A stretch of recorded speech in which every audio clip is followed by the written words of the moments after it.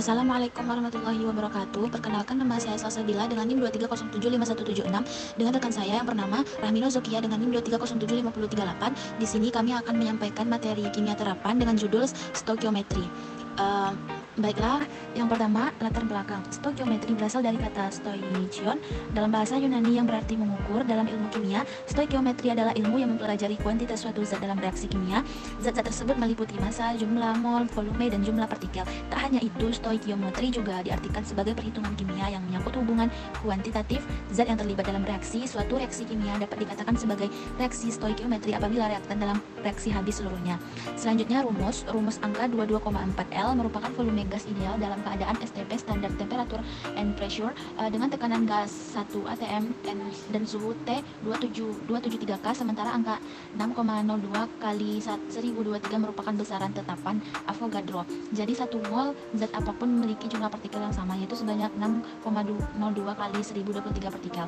Selanjutnya, hukum dasar kimia untuk stoikiometri. Hukum bekalan massa. Hukum ini menyatakan massa total suatu bahan sesudah reaksi kimia sama dengan massa total bahan sebelum reaksi. Contohnya massa kayu yang belum hukum perbandingan, yang belum memiliki massa yang sama dengan hasil pembakarannya. Yang kedua, hukum perbandingan tetap. Hukum yang dicetuskan oleh Joseph Proust pada tahun 1799 ini menyatakan perbandingan massa unsur-unsur penyusun suatu senyawa selalu tetap. Contohnya, perbandingan massa hidrogen dan oksigen dalam air adalah 1:8, tidak bergantung pada jumlah air yang dianalisis. Hukum perbandingan berganda. Hukum perbandingan berganda yang dikemukakan oleh John Dalton pada tahun 1803, yaitu apabila ada dua unsur yang dapat membentuk lebih dari satu senyawa, perbandingan massa unsur yang satu yang bersenyawa dengan unsur lain yang tertentu massanya adalah bilangan bulat yang sederhana. Contohnya, jika hidrogen yang bereaksi masing-masing 1 gram H2O air yang terbentuk akan mengandung 4 gram oksigen dan 8 gram pada H2O2 hidrogen peroksida. Yang ketiga, selanjutnya hukum Gay-Lussac. Hukum Gay-Lussac atau yang dikenal juga dengan hukum perbandingan volume dicetuskan oleh ilmuwan asal Prancis yaitu Joseph Gay-Lussac. Berdasarkan penelitiannya, Lussac mengambil kesimpulan bahwa perubahan volume gas dipengaruhi oleh suhu dan tekanan. Contoh, pada suhu dan tekanan tertentu 1 liter gas nitrogen bisa bereaksi dengan 3 liter gas hidrogen hingga menghasilkan 2 liter gas amonia 2NH3. Selanjutnya, hipotesis Avogadro. Hipotesis Avogadro ini melengkapi hukum dasar kimia yang digunakan untuk stoikiometri. Seorang ilmuwan asal Italia, Amadeo Avogadro, menyatakan bahwa partikel unsur tidak selalu berupa atom yang berdiri sendiri, melainkan bisa berbentuk molekul unsur. Contohnya H2O2, N2, dan P4. Berdasarkan pemikiran tersebut, Avogadro berhasil menjelaskan hukum Gay-Lussac dan membuat hipotesis, yaitu pada tekanan dan suhu yang perbandingan gas memiliki jumlah volume sama yang akan jumlah molekul yang sama pula.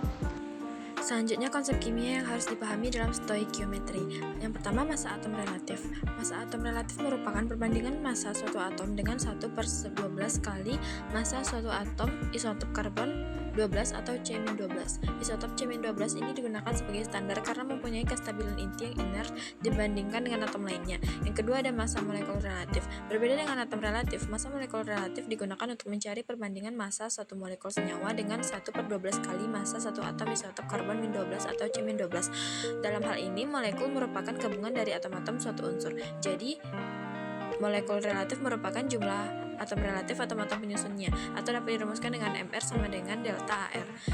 Yang ketiga, ada konsep mol. Dalam konsep mol, 1 mol suatu zat dinyatakan sebagai banyaknya zat tersebut yang mengandung 6,02 kali 1023 buah partikel. Hubungan mol dan jumlah partikel tersebut ditetapkan sesuai hipotesis Avogadro. Selain itu, massa 1 mol suatu zat tersebut sama dengan AR atau MR yang dinyatakan dalam gram.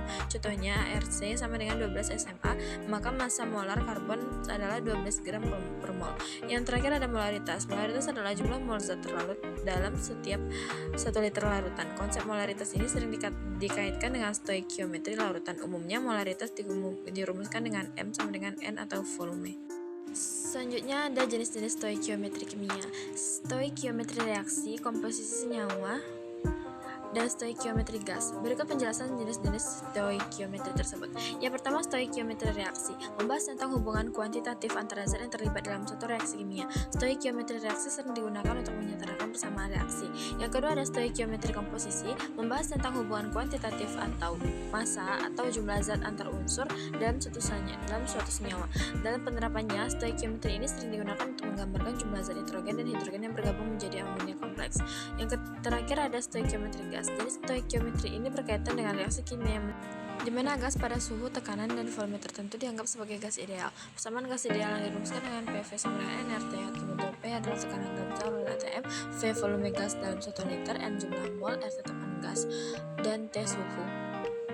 Baik, sekian video dari kami.